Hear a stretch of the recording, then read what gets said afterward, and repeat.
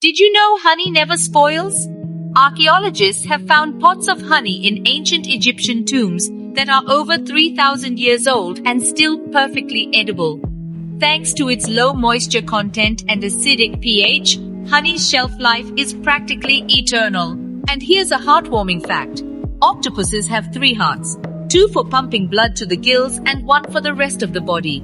They prefer crawling to swimming since swimming actually stops one of their hearts. Bet you didn't know in the botanical world, bananas are berries but strawberries aren't. Yeah, you heard that right. Bananas check all the boxes for being berries while strawberries just don't berry well. Ever seen a flamboyance of flamingos? How about a murder of crows or a parliament of owls? These aren't just fancy words, they're the actual terms for these groups. Talk about a colorful language. Venus does its own thing by rotating backwards, making it a rebel of the solar system. That means if you were on Venus, you'd see the sun rise in the west and set in the east. Talk about a topsy-turvy world. Cleopatra, the iconic queen of Egypt, lived closer in time to the moon landing than to the construction of the Great Pyramid. History's all about perspective.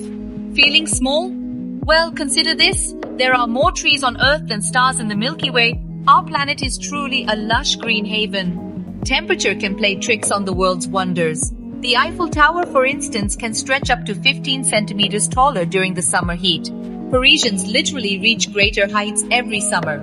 A day on Venus outlasts its year, taking longer to spin once than it does to orbit the sun. Venus truly dances to the beat of its own drum. And for the finale, sharks predate trees.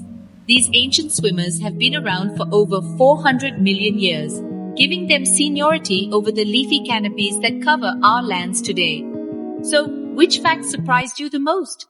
Dive into the comments to share and don't forget to like and subscribe for more mind-blowing facts. Until next time, stay curious.